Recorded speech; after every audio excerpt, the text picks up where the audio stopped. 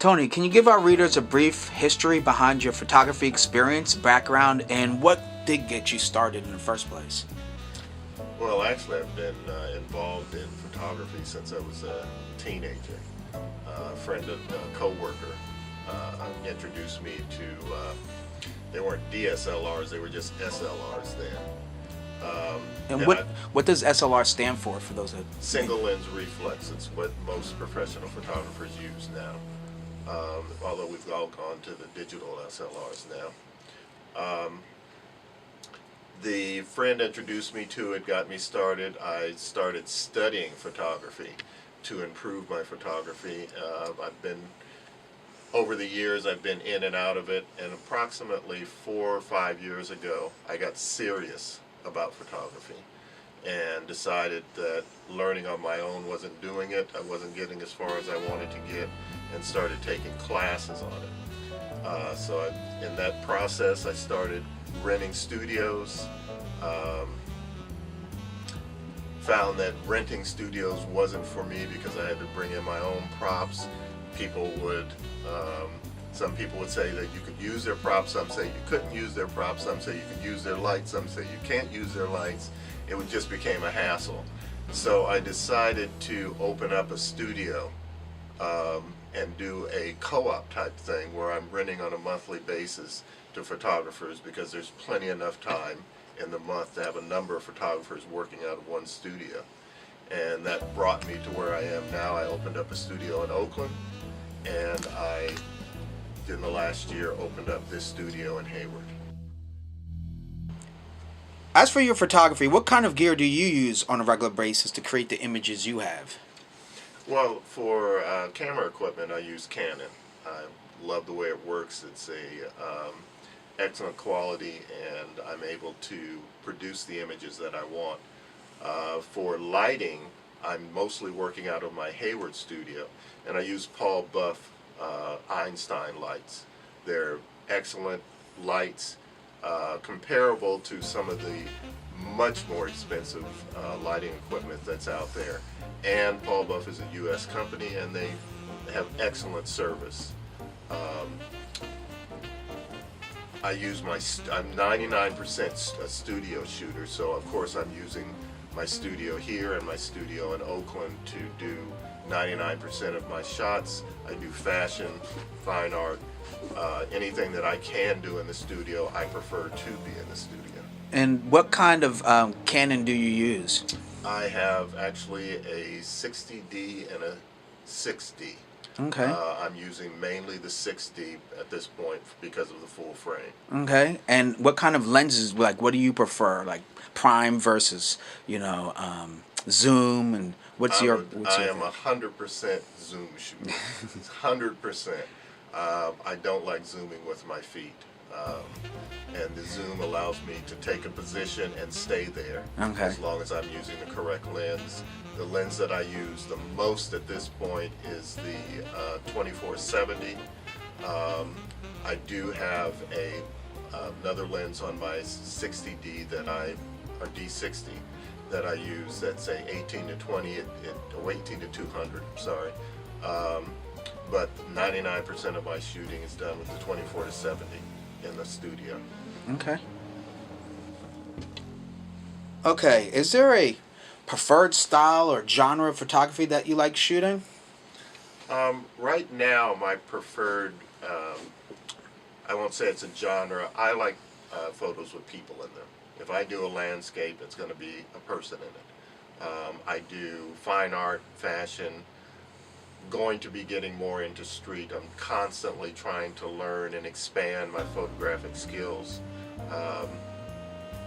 My major focus right now is fashion and also fine art. As we just celebrated the grand opening of your second photography studio here in Hayward, the Studio 2, how does this studio differ from the first studio you opened in Oakland? Well, the studio in Oakland is always going to be my baby, it's my firstborn, but the success from the first studio in Oakland allowed me to move to this second studio with confidence, knowing that there was a demand for the type of service I'm offering. The studio in Oakland is a loft warehouse, and it has natural lighting, whereas this studio is tilt-up construction. There are no windows in here at all. The studio in Oakland also has still Paul Buff, but they're white lightning lights, which are kind of like the tank of Paul Buff lighting. Here we have the top of the line lighting, Einstein's from Paul Buff. The differences are basically how you want to shoot. The Oakland studio has the natural light, like I mentioned, and here we can make the studio completely black, because there is no ambient light at all coming into the studio. It's all natural, all Okay. It's all either the studio lights for lighting up the room, or it is the flashes that we use. It gives you more control, huh? It gives me a lot more control over anything that I'm shooting. I don't have to worry about ambient light coming in, messing up the color temperature or whatever. But if you want that beautiful natural light, the Oakland studio is where I shoot. Okay. And size difference, is there any between the two, or? The size differences, the actual studios are the same, but in the Oakland studio we have two studios that are about 500 to 600 square feet. The Hayward studio has 3 studios, and they range 500 to 600 square feet. The other difference is the studio here in Hayward has an office, it has a reception area, it has a makeup area, it has a private bath, and then in addition to that, the actual shooting areas. The Oakland one, because it's a older warehouse, it is a warehouse that has a warehouse bathroom in it, and but as far as shooting, the quality of photos that you can get, they're both equally as good. Okay, great. Okay, so since we're here at the Hayward facility, your newest creation, Studio 2, what are some of the special features here of this studio? Well, the Hayward studio, like I mentioned, has additional facilities that we don't have in the Oakland one. Like I mentioned, we have the reception area. We have a private office where you can meet clients.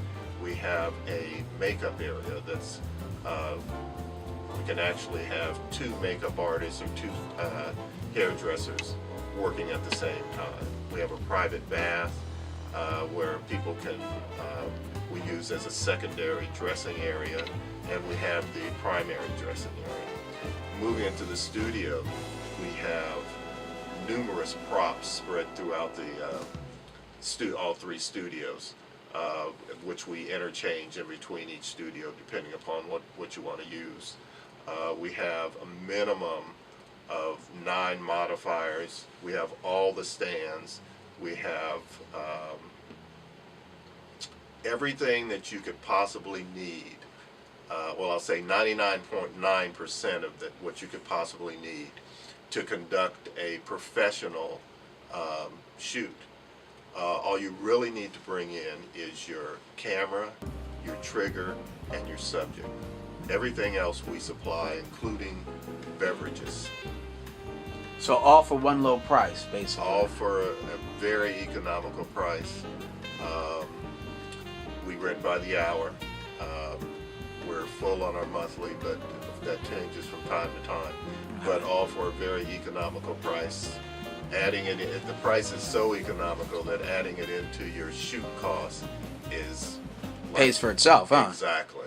Awesome. Yeah, because I've been to some places and they want you to pay for bottled water and pay. Hey, you want to use this light? Got to pay extra, and got to use this extra, and everything's extra. So that sounds great. I don't believe in that. That's a concept that I've had from the beginning, is that it should be full service, that when you pay your hourly rate, everything is included in it. All you have to do is ask me. I'll get it for you if it isn't already available in the studio for you. So once you pay your hourly rate, you're pretty much set, as long as you bring your camera, trigger, and model, like I said.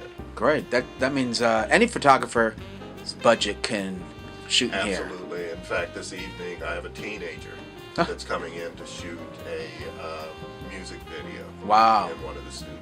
Fantastic. So it's even economical enough for a teenager to afford.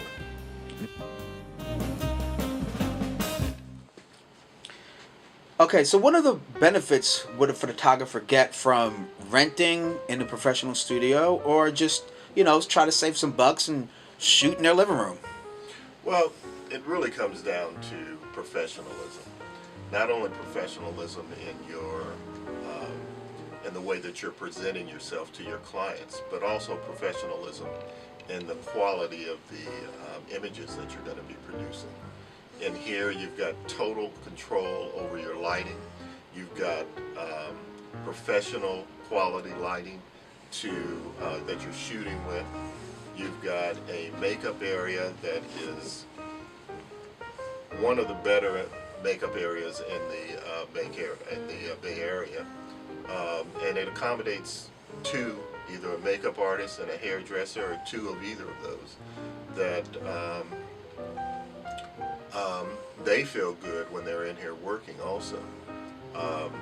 But we've got all of the professional equipment that you need. We've got the professional appearance that you need to impress your clients. But even beyond that, if you are trying to impress your clients, you have the quality that you're just not going to be able to produce when you're shooting in your living room. Is there a direction of photography that you see yourself going toward in the new year? Yeah, actually, I am continuously upgrading my education and my equipment. One of the things that I love about photography and has been able to keep me interested for so many years is that you never learn it all. You never learn it all. When I read about the most famous photographers, they always say they're still learning. And what I intend to do in the next year is get heavier into fashion. I want to be published, get a couple of editorials published. And I'm going to start doing some more street photography. I love capturing people candidly and being able to see people in their environment when they're not posed, as opposed to when I'm in the studio, everything is posed, everything is contrived, to get which it has to be in order to get the result that you want, because it's a controlled result. But street photography is a completely different thing. So those two areas in photography, and the one other area is I want to get more into the editing portion also. I'd really like to be able to do some even more creative things with my post-processing. Okay, great.